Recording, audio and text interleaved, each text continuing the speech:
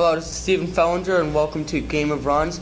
I'm with Chuck Abril and Benjamin Hamels. And if you agree with us or disagree with us, whatever, if you have an opinion, give us a call at 608-591-0719. And Chuck, I'm going to start with you. Benjamin, if you have an opinion, though, quickly start in. Big moves by the Minnesota Timberwolves recently. Jimmy Butler going there, Andrew Wiggins and Karl-Anthony Towns are both young stars. So do you think the Timberwolves are a serious contender in the NBA? I mean, they're definitely on the rise as a contender. Like, they're not fully there yet. They're definitely going to be in the mix. Though they're definitely going to go to the playoffs. There's no excuse this year. Okay, Benjamin, what about you? What do you think about the Timberwolves? I think they're a serious playoff contender.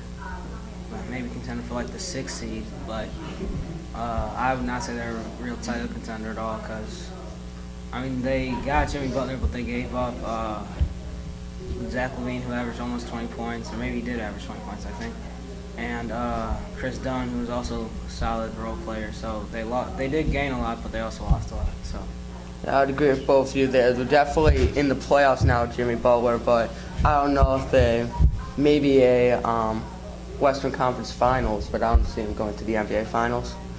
Okay, Benjamin, now I'm going to start with you. Recently in NBA Summer League, Lonzo Ball skipped out on a matchup against De'Aaron Fox because of a sore groin. Do you think this is an actual injury or just Lonzo trying to not get embarrassed by De'Aaron Fox? Well, let's just say that De'Aaron Fox definitely would have dropped at least like 50 on him. So he was just being a little blasphemous, I'll say. But yeah, he dropped 39 already in the NCAA March Madness, and I think there's probably something going on with his dad. Probably told him not to or something. He dropped some shoes that same day that looked their best colorway yet, but still, I think he was just ducking out on him. Okay, Chuck, what do you think? I think it's a combination of both. I mean, if he has a little bit of an injury, he can get away with not playing. I mean, obviously he's a little nervous. He got dropped off in the March Madness tournament. He got scored 40 points on him. He barely scored 10. Of course he's nervous. And it's just summer league, so he can get away with it. But we're going to see it happen in the regular season. It's going to be a great match that I can't wait to see. Yeah, but adding on to what you said, Chuck, sure it might be in the NBA regular season, but it's going to be so little against each other. I would have liked to see him, honestly, more in Summer League just because you have a ton of time and you can get a good matchup between the two to really see, okay, which one will be better at the next level. They'll play a full game against each other. Thankfully, they're both in the regular West, season. so. That is true. They're going to play a full game against each other. Yeah.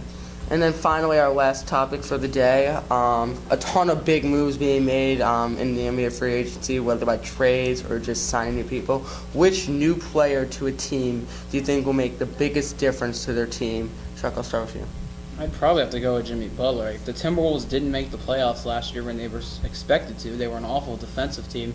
You add Jimmy Butler, who has one of the best defensive percentages in the league. He can really help that team. He'll be the defensive anchor, and they're going to really use him. He's a great offensive player, and he's the missing piece that they really need. They also added great players in free agency, like Jeff Teague, Jamal Crawford, and Taj Gibson. I think they're ready. Okay, Benjamin, what do you think? I would have to go with Chris Paul, only because James Harden, he's a great scorer, and he did lead the league in assists, but they need Chris Paul's like a true ball facilitator. He'll be able to get you like 20 points a game and give James Harden the ball to get his points too, and then get the big men involved too, some of the shooters, and I think they'll be straight. Yeah, I agree with you, Benjamin. Rockets were already a great team already, and then they added arguably top 5 point guard in the league right now. For sure. So I could definitely see them maybe upsetting somebody in the Western Conference Finals. That's all the time we have today. Thanks for listening. Good night.